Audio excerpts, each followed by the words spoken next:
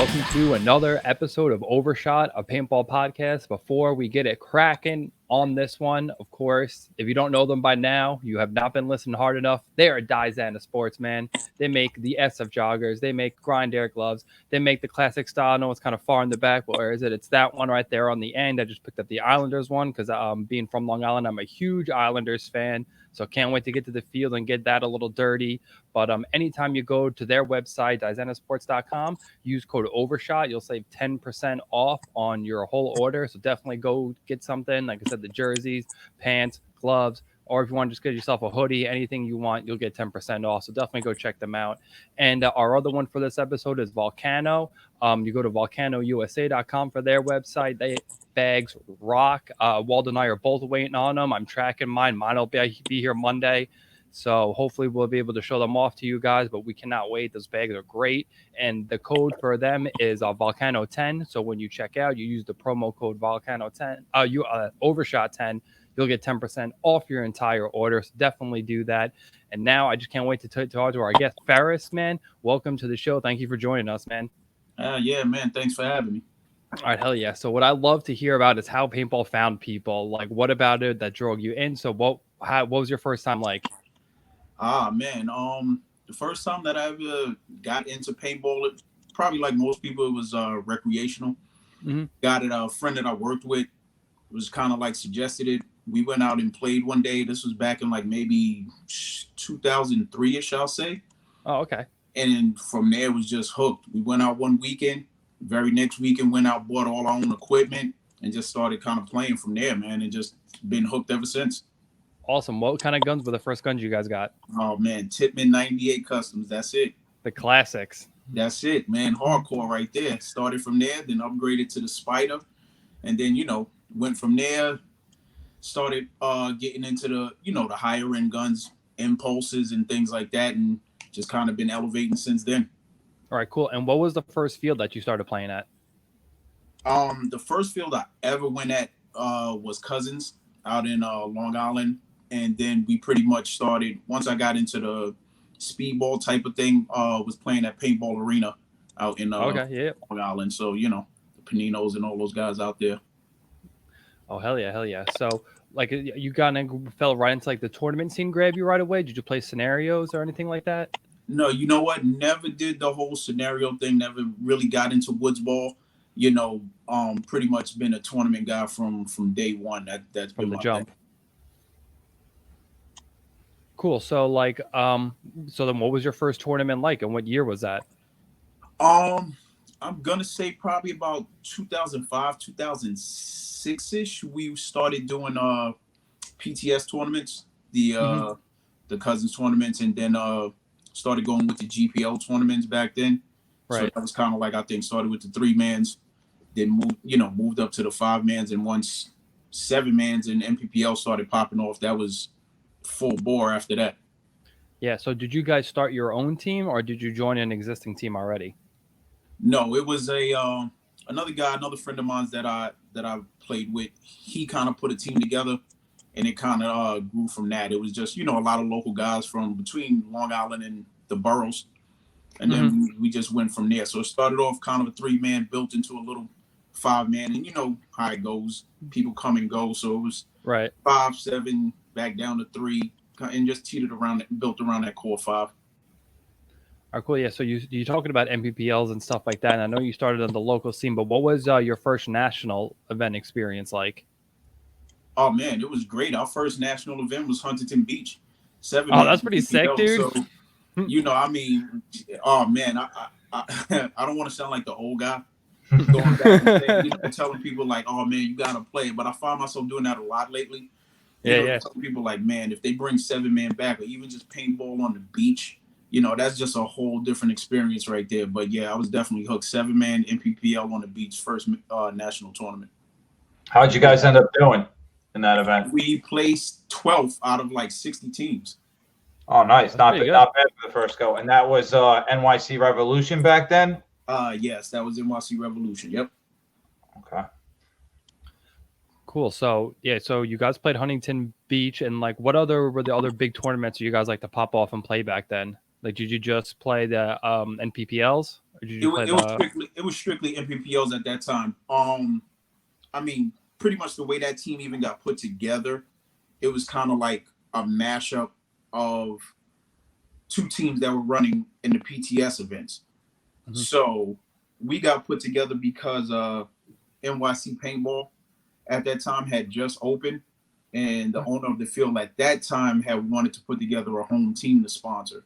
So that's kind of how he knew me and a couple of other guys. So he was like, I know these guys play. I know you. I think you guys will make a good team. And then that's how that team got formed. And we went on to start doing the national events. No, dude, awesome. So as someone, well, actually, I will keep going with your progression. So after you guys are playing the NPPLs, did you stick with it and just keep playing whatever was next, PSP and all that stuff? We stuck with the NPPLs and moved on up to made it as high as D2. And pretty much at that point, kind of life happened. And some people started teetering off. And my whole thing is, when I got into this, obviously you get into it with friends. My whole thing was I never want to play without my friends. Right.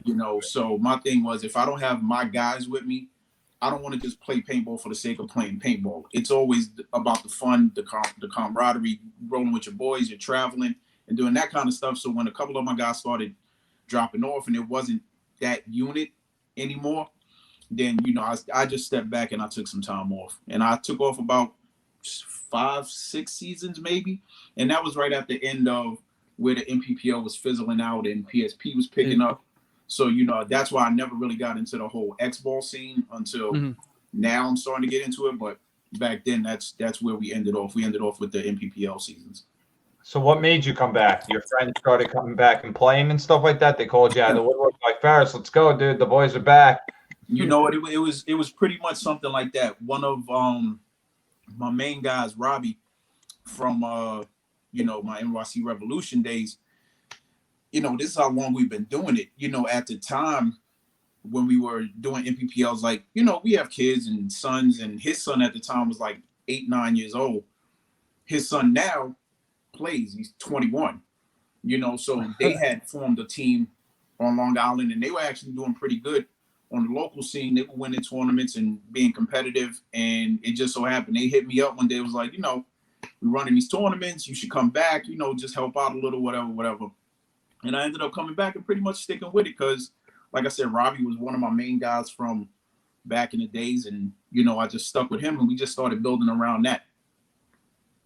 No, absolutely. I've known those kids for a little bit. His kid was playing with Patton Avenue kids, and then he wasn't playing as much, and then they took a little bit of a hiatus, and then they were back, and I was like, Long Island Misfits, and then I know the names changed a couple different times, but I mean, basically it's the same guys like you're saying. It's just those core guys that you grew up playing with, and now his son's playing, and his son's got a couple friends, and so I mean, that's always great to come back. I mean, from someone that's been around a little while, I mean, what do you think is the biggest thing missing in our area to like bring us to the next level, to like a Texas or even a Florida or a California? I mean, you've been around it enough. I mean, what do you think needs to happen in our area to maybe shake it up to make it more competitive?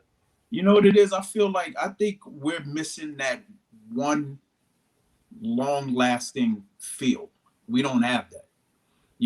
We get the Cousins and then they'll close down. We had the Long Island arenas and that closed down. We don't have that one big feel to where, it's just been there for how many years to where you can draw in some pro players or higher ranked teams to come out and just be like, oh, okay, this field has a name to it. This field has some legacy to it. Let's just go there for the sake of going there and play because these teams play there or there's competition there. And we don't get that. I think as soon as fields start building up for whatever reason, they go out of business, they crumble, teams start playing other places, and we don't have that. If we could get that one major field, I think we'll be good. No, for sure. I think the closest field to that that's doing that, I guess, would be Top Gun right now, because there needs to be more for the area, Yeah, I've been hearing a lot about High Velocity picking up too. I hear they're doing some new things, and you know, they're a steady name I hear every weekend. But of course, you know, Battle Creek, man, that's the home field right there. So, you know, from what I see there and the competition that's growing every week and going to that field, you know, if Battle Creek can stay busy and keep drawing in those teams, the divisional teams, and start getting those higher ranking teams, you know, I would love to see it. I would love to see them even do events there possibly. You know, it's that kind of field. I love it. Yeah, they have a good drawing of teams and stuff like that, and their teams. I mean, I don't feel as much. 2 years ago, I felt like a lot of their teams were doing well on the podium and stuff like this at national events. I mean, with this year with COVID and different things, people haven't been able to play how they used to. Right. But I mean, they have Wolfpack, Padres, Superfast, Brave plays there. So right. I mean, you guys play there. So not that they're missing the podium or anything like that. A lot of podiums have come back home to there. But I think as far as like this year, and you can't really compare it because of COVID. But I mean, right. Back even before Battle Creek, Straza had Meadowlands for a little bit, and that was actually what you're talking about at a point in time. But again, whatever it was with the lease or whatever may have you, but that was a field that you were going there. There was 20 teams. You waited online for 30. You waited online for an hour, dude, and you were waiting online, dude. You were there because there was good teams, diverse, and you whoever you got paired against, dude. It was a good fight, dude. People were coming out from all over the place. So I agree with you. Like it said, you need a central field, and I think the big thing is New Jersey has so many fields. These teams will go to a different field for $2 less a case or whatever. Right. So like the talent's all spread apart versus like we're not all just ironing, sharpening iron. Where right. Eventually we go to these big events, and some teams had good showings at these big events at nationals. But I mean, consistently overall, I mean, the Northeast doesn't do as good at nationals as some other areas. But I mean, it's definitely harder. Yeah, absolutely. And I mean, that just kind of goes back to what I was saying about the longevity of fields. Straza, thank goodness he's still in business and has Battle Creek now. But look, he had Meadowlands. And look, when that was picking up, that stopped for whatever reason. And, he has Battle Creek now. But then how many fields have you known about in Jersey alone that used to be big names but fizzled out for whatever reason? I remember going to E-Jam. I remember being sponsored by Atlas. And, Tim Trinicosta and all those Jester dudes, bumping heads with them. I mean, you had Cobra back in PA that we used to run out of and bump heads with Arsenal back in the days, and that's kind of how we started getting better at 7-man and, overall bumping with those pro teams. And I feel like out here, especially the Northeast, like you're saying, we don't have that. Like, where can you really go and be like, oh, this pro team is going to be here that week, and they'll grind out with you, Yeah, we don't really have that. Because they might be out there that weekend, but they ain't even giving you a couple spins. Like back in the day, you'd get at least a couple spins. They'd be like, all right, well, we're mainly versus this team, but all right, they're not ready. Get the F on the field for a couple points. Nowadays, I feel like NYX, Revo, they're the two local teams. I feel like they're doing their own thing. You know what I mean? And if you're there as a D4 team, if you're there as a D3 or D4 team, they ain't even talking. D2 team, not maybe, but like, if there's nobody around, maybe they'll let you play. But like, they're not even giving you those couple points that you kind of need. That's why Texas is doing good. They have AC Dallas. They have AC Diesel at Paintball Fit. They have, and then that's why the team Paintball Fit is doing good. I mean, exactly. It's a different world, man. And that's, Northeast Paintball. I mean, it's harder. It's a little tougher. You got to be a little bit more grinding. But I mean, at the end of the day, I mean, even I think, in some of these New Jersey teams might hate me, I think it's like, I want to say a softness. It's like, I hear them complain about a 30-minute drive. I hear them complain about an hour drive. And it's like, dude, that's nothing, dude. I got to leave Long Island, dude. It could be 2 hours. It could be an hour, 45 minutes to Long Live. It could be a 3-hour back. And that's on a post field, dude. Up until a couple of years ago, I didn't even have an airball field on Long Island. I couldn't even. You got Thursday nights there, Wednesday night, Friday night. They could play, 5 times a week if they really wanted to. I could play one day, maybe 2. Like if I go blow up the field myself, like I don't know. It's definitely a different world for sure. Right. And I mean, you know what? That was kind of like our big thing. Once again, I don't want to sound like the old guy, but talking to my guys sometimes, the younger guys, I'm like, look, you guys can't complain about having to get up early and drive an hour for practice or whatever. You really have no excuse for showing up. When we were practicing out at Cobra back in the days, that was a 2-hour drive one way, and getting back, dealing with New York traffic or cutting through Staten Island, whatever, that was probably throwing an extra hour or 2 to even get home. So I'm like, that you looking at 5-6 hours commuting on top of however long you run for practice. And that was just the grind back then. And like you said, it's just soft is the word. You got these teams, and weather is a factor for us too. We don't have that luxury to practice in 70-80 degrees all year round. So when we do have that opportunity, people got to get out there and get to it, man. No, like this weekend, dude. It's supposed to be nice. Well, you know what? Listen, I'm definitely one of those guys. I don't really do the cold, but if my guys are out there, I'll be out there with them. But yeah, we'll definitely be out this weekend. But we got to take advantage of all the time that we got out here, especially in the Northeast, because, like I said, we don't have it year round like everybody else. Those Cali teams, those Texas teams, this is why they come out and they look the way they do, because they're able to do this year round. They put in the work. Yeah, dude, and I'm a big fan of you got to make do with what we have. We know we can't make it to the field throughout the winter time, so in my basement, I have a little agility ladder. I got extra you don't necessarily have to be shooting your gun at somebody in order to stay sharp and to stay active. And I think that's the big difference too. A lot of times in the Northeast, people are like, "Oh, it's the off season. I'm on vacation." It's like, nah, dude, you could still fucking get better.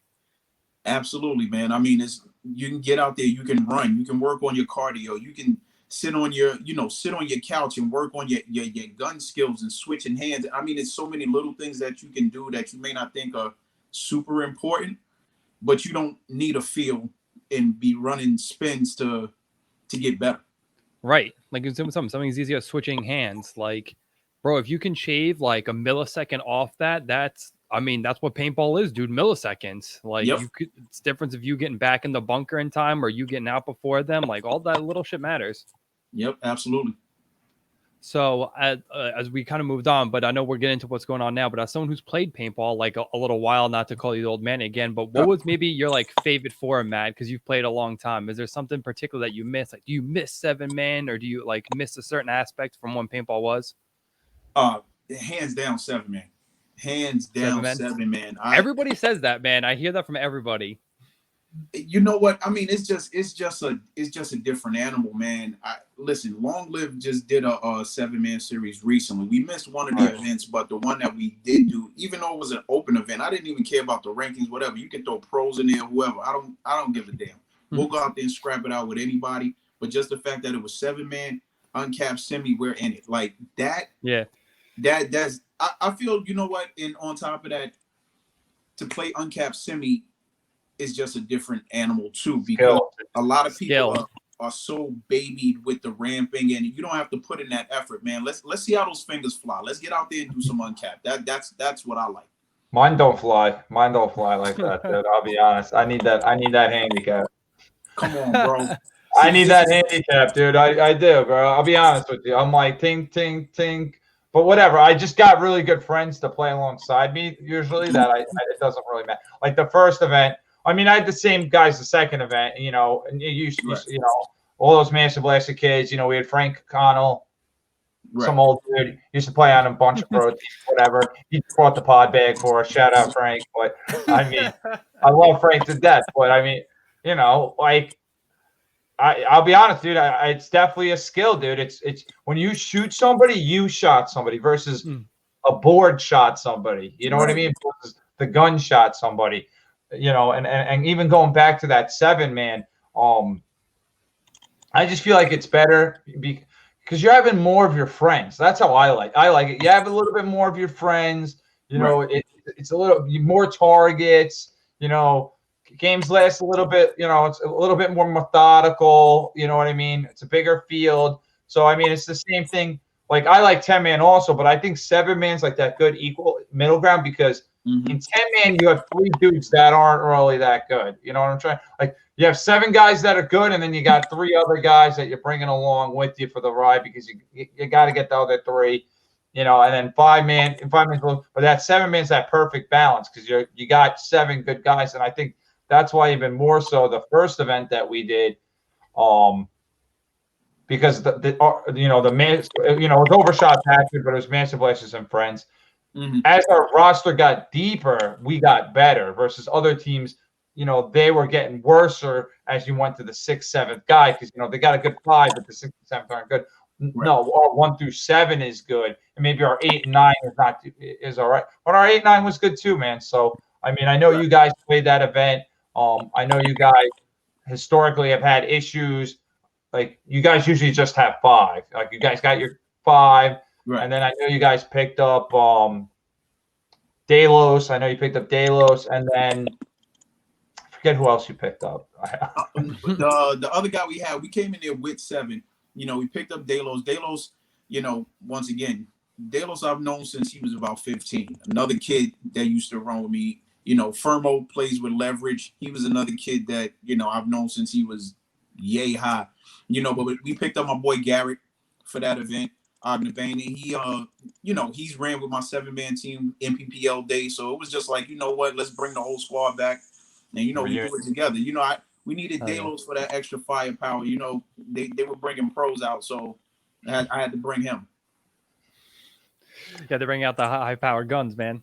Yeah, man. I was really trying to make some big phone calls and get some guys out there. But, people weren't available that weekend, but I was really trying to bring out some heavy talent. So yeah, because dude, it stepped up because you know what it was? They saw we won the first event, and then they were like, all these projects like open, like the Arsenal, and then the Bears.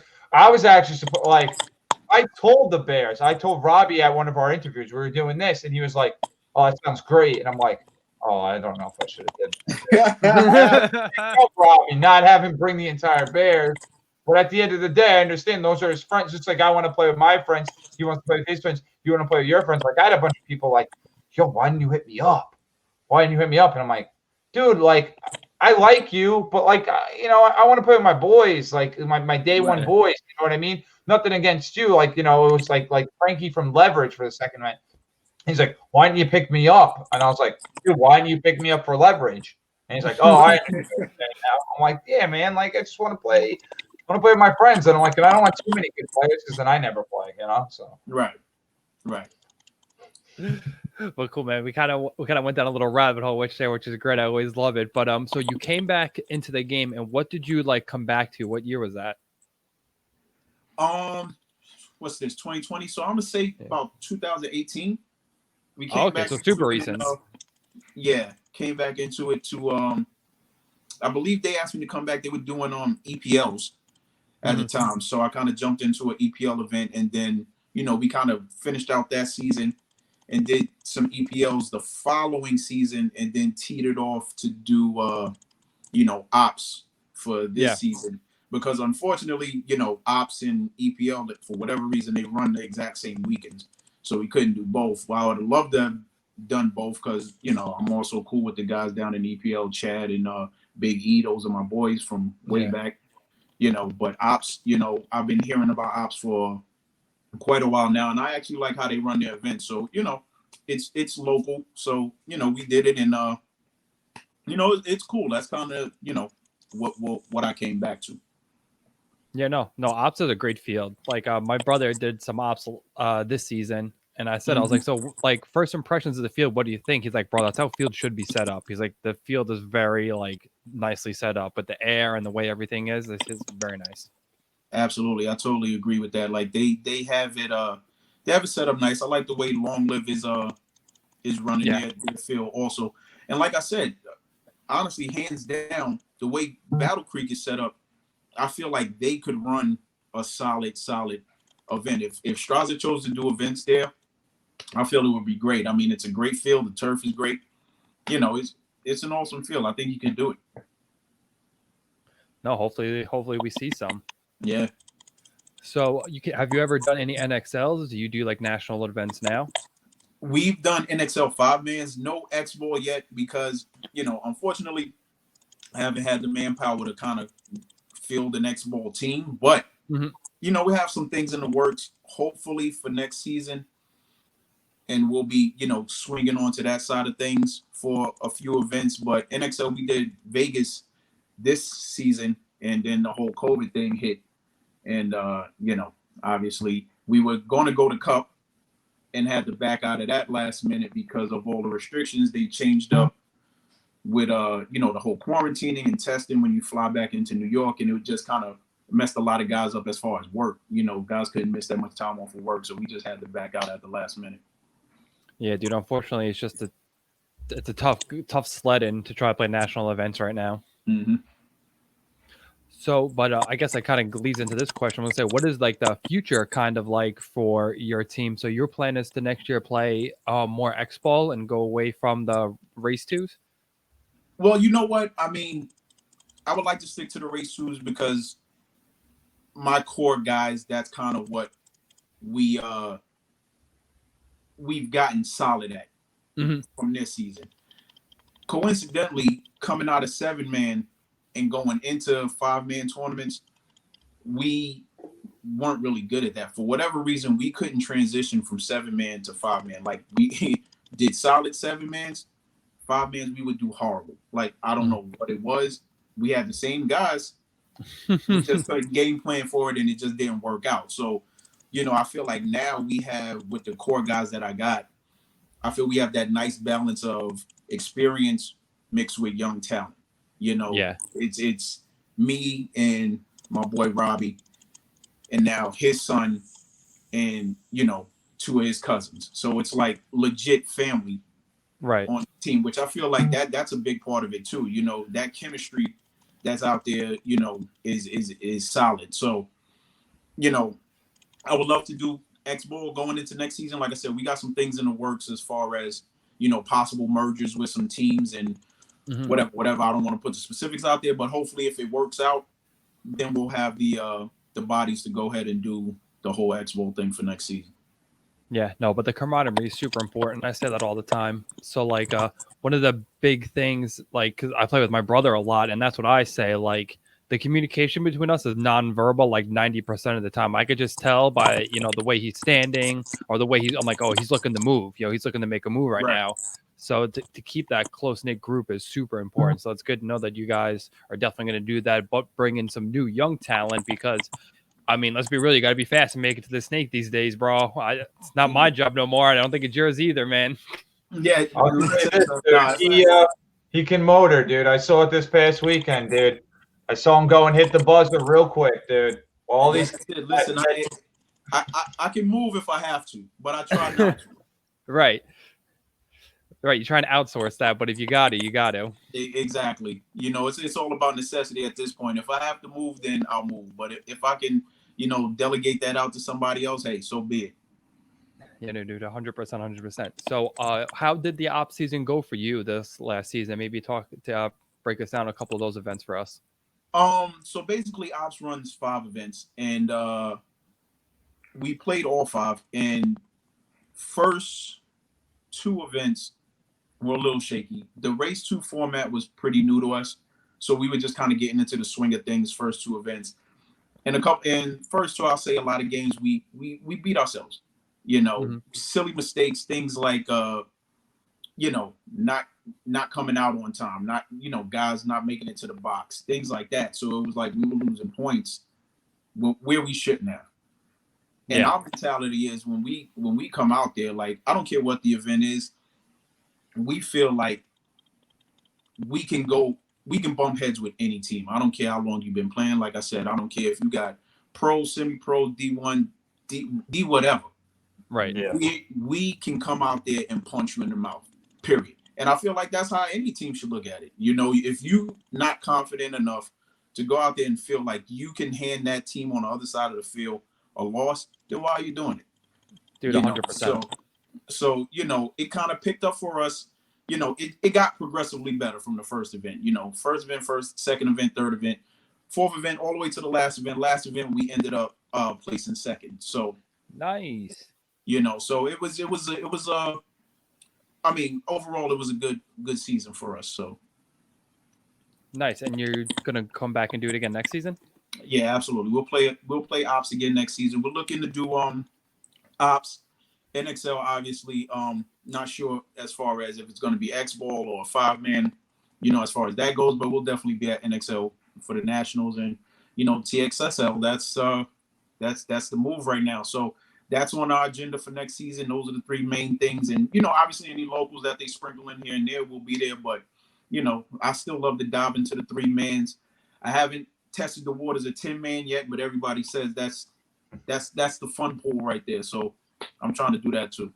10-man mechanical, man, dude. We'll have to get it going here, dude.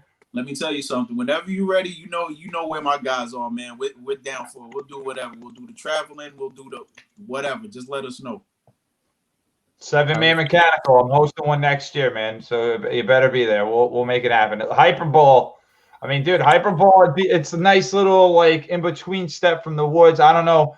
Robbie and them might get scared of the woods or something like that. So we'll like transition. Little Robbie, not big Robbie. Little Robbie. I mean, you said you haven't played in the woods too much. Hyperball might be a good medium. Yeah, listen. And I mean that takes me back to the GPL days. I mean that's what they started running those events on. I mean, listen, it's good for me, like you said. Little Robbie might be a little shaky on it.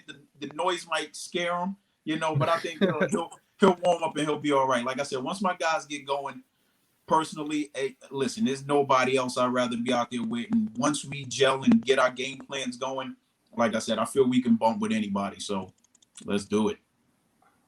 Dude, I'll tell you this for sure, dude. I mean, I've seen them play for a while, and Robbie said something to me the other day. He to Tim Doyle. He's like, dude, I have your Master Blaster jersey still or whatever. And Tim's like, oh, I don't remember. I was like, yeah, I let him use it one time. I guess he wanted to keep it back in the day. But I mean, yeah, when your guys are on, they're on. I think it's just sometimes it's just hard to get people on that same page. You know what I mean? Dude, consistency. It's super tough. Exactly. And but that's the thing. I feel like when you have that gel, when you have that bond, which is why I said I don't ever want to play if I'm not playing with my friends. I mean, I'm to the point where I feel I've played long enough to where I can go play on a team just for the sake of playing. I don't want to do that.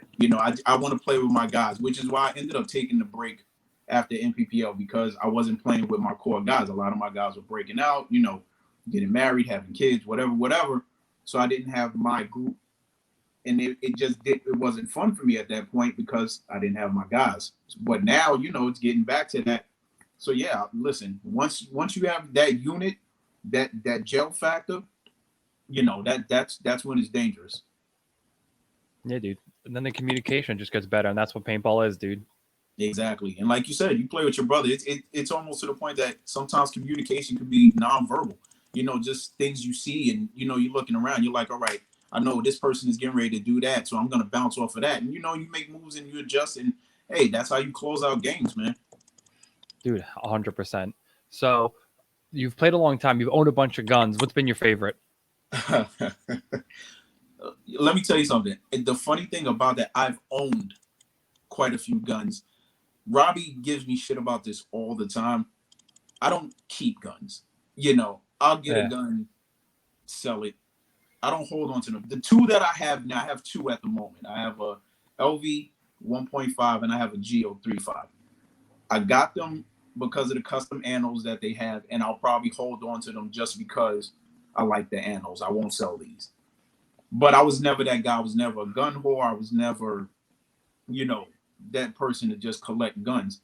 But I've pretty much had every Ego since, 05. From 05 to now, I've had every Ego every year. That's been my go-to gun, and that's what I stick with. I have a gun on my team though. He's an official gun whore. He has about 9. Yeah, I don't think I've ever sold a gun in my life. I think Jesus, I can reach and probably grab at least 5 right now. just with my. I've never been like that, dude. Get rid of it. Next, I'm not sentimental. Yeah, dude, I can't. Bro, you can only shoot 1 at a time, man. I know. I just don't get rid of. I just don't, dude. Like, all right, dude. Yeah, like I got my Lux right here. All right, but then also got an autococker right here. Nice. All right, at least that's two different guns. You're not like I got a G Mech over here. What else? you don't need that anymore. Yeah. I got the 170 also in the same bag. Like, Okay. and there's still more. I got the ones over there too, but I just can't get rid of them, dude. I don't know. I can't. Yeah, you might need to see somebody about that, man. I need help, dude. I need help. But dude, I love them all. They're like they're like little children or like little animals. You know, you take it out. It's an autococker day. I'll take him for a walk. Or nah, I want to go mix it up on the Expo field. Right, but then it gets to the point where it's like you have those older guns to where they're like, you don't even want to take them out because you don't want anything to happen to them. You don't want to get nicks on them, scratches, dirt on them. So now they're just sitting there. They're not getting any love, man. I got two of them that are like that already. If I could turn my computer around, I got a Master Blaster M2 and another DM14 that are literally just sit in the display cases. See, come on, man. Like, what are you going to do with that? Take it to the grave with you, man? Yeah, Dude, yeah, probably. Kid. Give it to some kid to enjoy, dude. Just give it to him. We'll do a raffle on this. We'll give one away live, dude. That's what we should do. We should take one of your guns that you don't use. You're not gonna miss it, dude. All right, I'll give the purple one away. Hang on, ask a question. I'll go dig it out right now. I'm not sure if it's over here or if it's a tag. Oh, good, dude. But yeah, Ferris. I know with the going back to the ops and everything like that. I know there was an event. I think it was the event you guys got second. You guys ended up seeing a nice little clip of a one-on-one with Dino versus Brian Gill. So for those that don't know, Brian Gill, another Long Island player. Dino, player on Ferris' team, Gotham City Bullies. So what ended up happening with that match? For those that don't know, throw a little fire on this. Fire. Yeah, basically that match came down to the funny thing about that.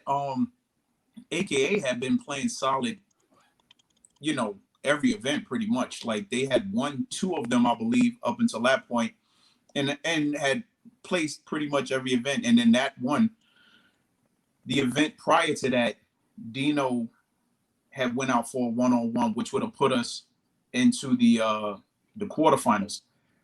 And he ended up losing that 1-on-1 to a boy, Ivan Gonzalez, that plays for Aftermath now. But at that time, he was guesting with a team, and, it just didn't go Dino's way. He didn't play bad. He just, he got caught. So I kind of wanted Dino to shake that off for this event. So when it came down to it, of us having to go out for a 1-on-1 again, send that guy right back out. He was a little hesitant, but all around, Dino is our clutch guy. Like I'd have to say, all around skill, he's probably our best player, So it was like, it's only right. Listen, go back out there, get your redemption, man. Get your redemption. And he ended up winning it, So, hey, the video of it is insane. Yeah, that 1-on-1 was a good one. Yeah, my brother plays for AK in all disclosure too. So I got a first-hand descriptor of that. He came back and told me. Yeah, it was so crazy because if anybody was there, Brian Gill was laying down some paint in that 1-on-1, and I was like, if he catches Dino out anywhere, the paint that he was putting in the air was insane. And luckily, Dino got a little squirrely, and Gill lost him, and luckily Dino was able to win that one for us.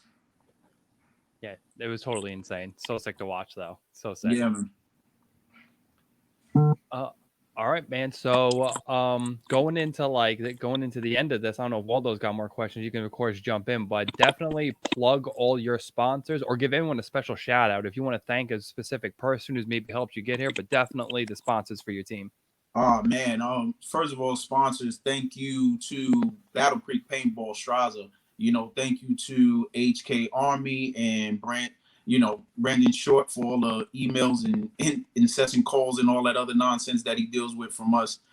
Carbon Paintball, Planet Eclipse, those are our guys right now. So, that's what we're working with going into next season. And, even coming into now, I want to thank all the guys that we came up playing with, JC Whittington from Arsenal, all those old Arsenal guys, Sean Henderson, Wayne Davis, Mikey Salas, you know, Marcus Nielsen, all those guys, you know, they were around and, you know, they helped us grind it out. So special thanks to those guys. Dude, hell yeah. So again, Ferris, thank you again for coming on and spending some time with us. We really appreciate it. And I was able to dig this out while you guys were talking for a minute. I'm already regretting this, but we'll have to come up with something special maybe when we hit a certain amount of YouTube subscribers. But this is the very first gun that I ever paid money for. It is a DM14. It is a pretty color. I got the matching barrel. We'll hit a number, and once we hit a number of subscribers, we're gonna raffle this biatch off. All right. Well, you know what? Just for the record, you can edit this out if you change your mind. You know, I understand that might be a baby. You might go into cold sweats after this. So listen, take this out. It's all good. I won't disclose. I'm already sweating. Yeah, but no, put it on there, dude. I'm holding it to him. I'll go to steal it. This one's for the fans. We have the best listeners in the podcast game, man. So you know what? It'll make me feel good that a listener is gonna get this. So yeah, I'll give you another. Again, this is actually a one of. I think they made like only 150 of this. It's a cool little silver with pink lightning. And yeah, when we hit a certain number of subscribers, we're gonna raffle this thing off to a YouTube subscriber. So make sure you guys subscribe and be a friend, tell a friend. Yes, sir. And Ferris, man, thank you for joining us. Yeah, absolutely, man. Thank you guys for having me. All right, yo, everyone. 2021, man. Yes, have a good night, and we'll catch you all on the next one later. Peace out, guys.